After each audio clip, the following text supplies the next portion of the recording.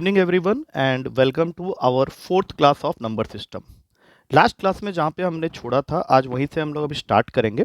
Last class में we are discussing about the division algorithm और उसमें हमने नंबर्स से रिलेटेड बातें की थी। और उस क्लास के एंड में मैंने ये बोला था कि जो हमारा नेक्स्ट चैप्टर होगा या जो नेक्स्ट टॉपिक होगा वो होगा डिवीजन ऑफ पॉलिनोमियल्स। तो डिवीजन ऑफ पॉलिनोमियल सीखने से पहले हमें ये पता होना चाहिए कि पॉलिनोमियल क्या होता है। अब देखो पॉलिनोमियल की अगर बेसिक डेफिनेशन की बात करें तो इस नाम के अंदर में ही उसका काम छुपा हुआ है। जैसे कि पॉली का मतलब होता है मेनी और नोमियल का मतलब होता है टर्म्स।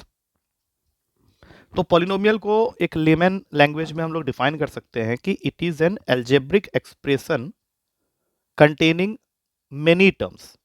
अब यहाँ पे जब मैं ये टर्म यूज कर रहा हूँ एल्जेब्रिक एक्सप्रेशन, तो बहुत लोग ये पूछेंगे कि सर ये एल्जेब्रिक एक्सप्रेशन क्या है। मैनी टर्म्स तो चलो हम लोग समझ सकते हैं कि टर्म क्या होता है, मैनी उसको हम लोग अटैच कर सकते हैं उसके साथ में, but what is the meaning of algebraic expression.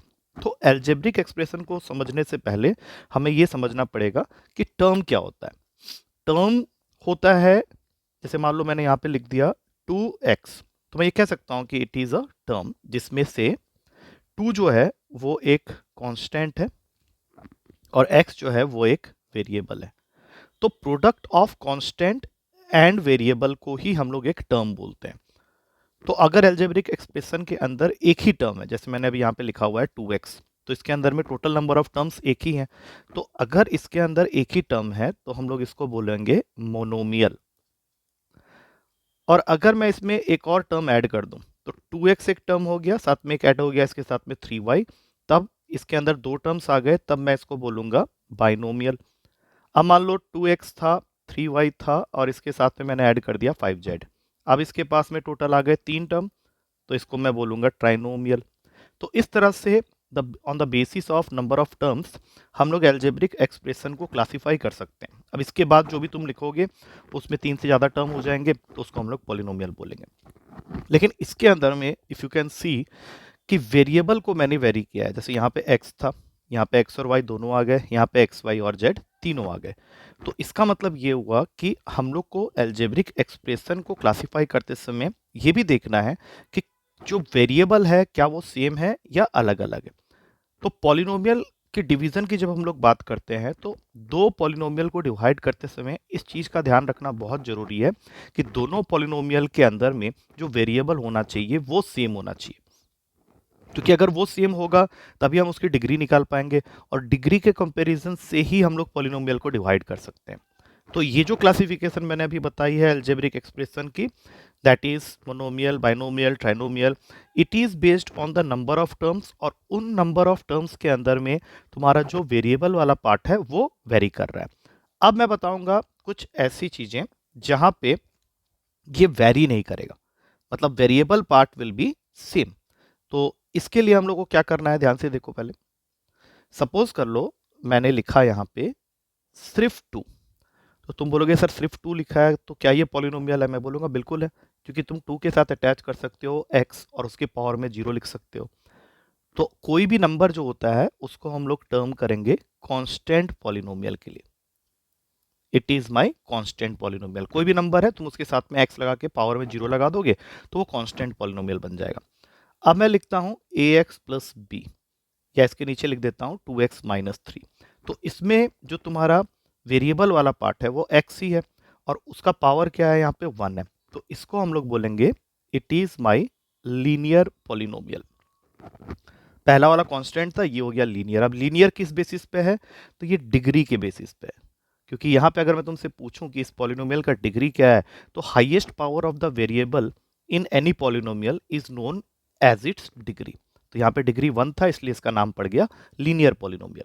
अब मैं इसके आगे जाऊंगा तो A X square plus B X plus C लिख दिया मैंने। अब मैं तुमको बोलूंगा कि ये मेरा क्वाड्रेटिक पॉलिनोमियल है। अब ये क्वाड्रेटिक क्यों है, क्योंकि इसमें जो वेरिएबल है वो x है और उसकी डिग्री है 2। फॉर एग्जाम्पल अगर मैं लिख दूं 2x square minus 3x plus 5, तो सबको मालूम है कि ये क्वाड्रेटिक है। क्वाड्रेटिक का मतलब क्या है कि जो वेरिएबल है तुम्हारा x, उसका हाईएस्ट पावर क्या है, वो 2 है। अब इसी के बेसिस पे नेक्स्ट मूवमेंट होगा A X cube plus B X square plus C X plus D. अब अगर मैं इसमें देखूं तो ये मेरा क्यूबिक पॉलिनोमियल है। अब क्यूबिक किस बेसिस पे है ये? क्योंकि इसमें जो तुम्हारा वेरिएबल है उसका हाईएस्ट पावर देखोगे तो यहाँ 1 है, यहाँ 2 है, यहाँ 3 है, यहाँ 0 है, तो हाईएस्ट क्या है? 3 है। तो इसकी डिग्री 3 है, तो जिस पॉलिनोमियल की डिग्री 3 हो जाएगी वो क्यूबिक हो जाएगा। अब इसका एग्जांपल एक छोटा सा बना लेते हैं, 3x cube minus 4x square minus 2x plus 5, ये तुम्हारा क्यूबिक पॉलिनोमियल हो गया। अब इसके आगे बढ़ोगे, ए एक्स के पावर में 4 plus B X cube plus C X square plus D X plus E. अब इसके अंदर मैं अगर पूछूं तुम्हारा डिग्री क्या है तो तुम बोलोगे 4 है, तो इसका नाम पड़ जाता है बाई क्वाड्रेटिक पॉलिनोमियल। लेकिन इन सब में जो खास बात तुम्हें देखनी है वो यही देखनी है कि तुम्हारा जो वेरिएबल है इट इज सेम। जैसे पिछले वाले में क्या हो रहा था, x के साथ y भी आ गया था, y के साथ z भी आ गया था, आगे जाते तो w भी आ जाता, लेकिन यहाँ पे थ्रू आउट अगर तुम वेरिएबल देख रहे हो और उसके पावर को देख रहे हो तो वो वेरिएबल x है, सिर्फ उसका पावर वेरी कर रहा है। और पावर जब वेरी कर रहा है, जब वो 1 है तो उसको लीनियर बोल रहे हैं, 2 है तो क्वाड्रेटिक बोल रहे हैं, 3 है तो क्यूबिक बोल रहे हैं, 4 है तो बाई क्वाड्रेटिक बोल रहे हैं। तो ये भी तुम्हारे पॉलिनोमियल का एक क्लासिफिकेशन हो जाता है depending on the power of the variable. Highest power of the variable हमेशा याद रखना, highest power of the variable जो होता है उसको हम लोग बोलते हैं डिग्री ऑफ द पॉलिनोमियल। और ये डिग्री कभी भी नेगेटिव नहीं हो सकती या p बाई क्यू के फॉर्म में नहीं हो सकती। अगर तुमको किसी भी पॉलिनोमियल के अंदर या किसी भी एल्जेब्रिक एक्सप्रेशन के अंदर उसने x के पावर में कोई नेगेटिव वैल्यू दे दी है या x के पावर में कोई फ्रैक्शनल वैल्यू या p बाई क्यू के फॉर्म में लिखा हुआ कोई नंबर दे दिया है, तो समझ जाओ कि वो पॉलिनोमियल है ही नहीं, क्योंकि पॉलिनोमियल के अंदर में कभी भी डिग्री नेगेटिव या फ्रैक्शनल पावर के रूप में नहीं आ सकती। तुम्हारे पेपर में कई बार क्वेश्चन आ जाते हैं जिसपे वो तुमको ऑप्शंस देख के, 4 ऑप्शंस देख के पूछता है कि which one of the following is not a polynomial. तो नॉट अ पॉलिनोमियल के लिए जरूरी है कि तुम्हारा डिग्री नेगेटिव नहीं होना चाहिए और साथ ही साथ फ्रैक्शनल पावर में नहीं होना चाहिए। तो ये तो हुआ हमारा पॉलिनोमियल से रिलेटेड डिस्कशन। अब हम लोग जानेंगे कि पॉलिनोमियल को डिवाइड कैसे किया जाता है।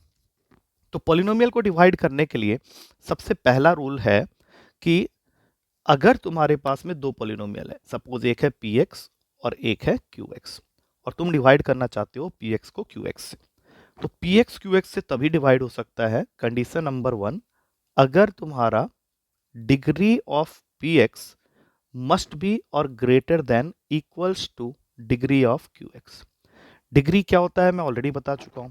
अब सपोज कर लो तुम्हारे पास में px पॉलिनोमियल है x cube minus 3x square plus 2x minus 1, और तुम इसको डिवाइड करना चाहते हो विथ अ पॉलिनोमियल qx जो कि है x प्लस 5। तो सबसे पहला काम तुमको क्या देखना है कि जो px की डिग्री है वो है 3 और जो qx की डिग्री है वो है 1, तो ये डिवीजन पॉसिबल है।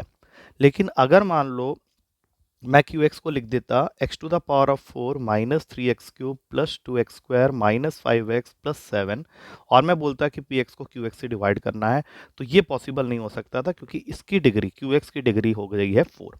तो पहला कंडीशन क्या होना चाहिए कि डिग्री ऑफ px जो है उसको जब भी तुम कंपेयर करोगे डिग्री ऑफ qx से तो वो या तो बड़ी हो या फिर उसके बराबर हो, तभी डिवीजन पॉसिबल है। अब आते हैं सेकेंड स्टेप में।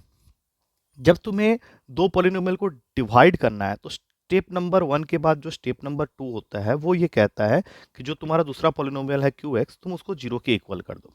तो वहां से क्या होगा, तुमको x की एक वैल्यू मिल जाएगी। अब ये वैल्यू कुछ भी हो सकती है, पॉजिटिव, नेगेटिव, फ्रैक्शन, तो मैं फिलहाल उसको a मान लेता हूँ। और ये जो भी x की वैल्यू आई है a, इसको उठा के तुमको फर्स्ट पॉलिनोमियल के अंदर पुट कर देना है।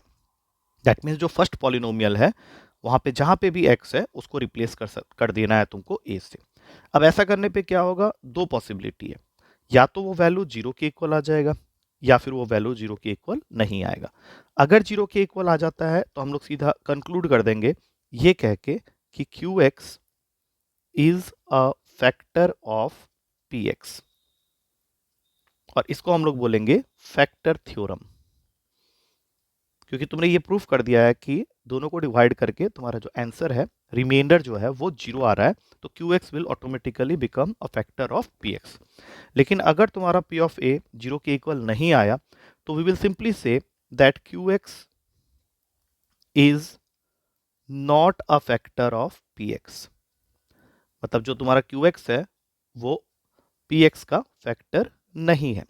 और इस केस में ये जो pa आया हुआ है इसको हम लोग बोलेंगे कि इट इज माई रिमाइंडर। और इस वजह से ये बन जाएगा रिमाइंडर थ्योरम। अब ये जो एग्जांपल मैंने यहाँ पे लिया हुआ है इसी की बात कर लेते हैं। अगर मान लो मुझे ये डिवीजन करना होता तो मुझे क्या करना होता? सबसे पहले मैं इस x प्लस 5 को 0 के इक्वल करता, यहाँ से x की वैल्यू आ जाती -5 और इस -5 को उठा के इस पॉलिनोमियल में जहाँ जहाँ पे भी x है वहाँ पे मुझे पुट करना होता। और जब मैं ऐसा करता मुझे इन्हीं दोनों में से कुछ एक मिलता, या तो मेरा p ऑफ a 0 आ जाता जिसकी वजह से मैं कहता कि x plus 5 is a factor of that x cube minus 3x square plus 2x minus 1, या फिर एक पॉजिटिव या नेगेटिव नंबर या फ्रैक्शनल नंबर से मेरा आंसर आता और तब मैं बोलता कि जो भी मेरा आंसर आया है दैट इज द रिमाइंडर। तो ये होता है तुम्हारा रिमाइंडर एंड फैक्टर थ्योरम का थ्योरी। तो I hope it is clear, ये तुम्हें समझ में आ गया कि पॉलिनोमियल क्या होता है, उसकी क्लासिफिकेशन क्या होती है, किस तरह से हम लोग पॉलिनोमियल को डिवाइड कर सकते हैं। अच्छा, एक चीज़ और होती है कि किसी भी पॉलिनोमियल को लिखने का एक स्टैंडर्ड फॉर्म होता है।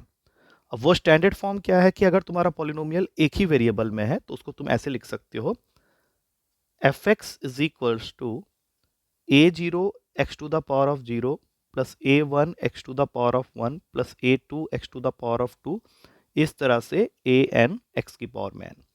इसको हम लोग बोलते हैं it is the standard form of any polynomial. तो इस पर्टिकुलर वीडियो में मैंने तुम लोग को बताया कि पॉलिनोमियल और उसकी क्लासिफिकेशन क्या होती है, उसकी डिग्री क्या होती है, किस तरह से हम लोग पॉलिनोमियल को आपस में डिवाइड कर सकते हैं। उसके बाद जो हमारा नेक्स्ट क्लास होगा उसमें हम लोग डिस्कस करने वाले हैं द कंसेप्ट ऑफ पावर और एक्सपोनेंट्स। पावर और एक्सपोनेंट्स इसके बारे में हम लोग अपने नेक्स्ट वीडियो में बात करेंगे। तो नेक्स्ट वीडियो के लिए वेट करते हैं।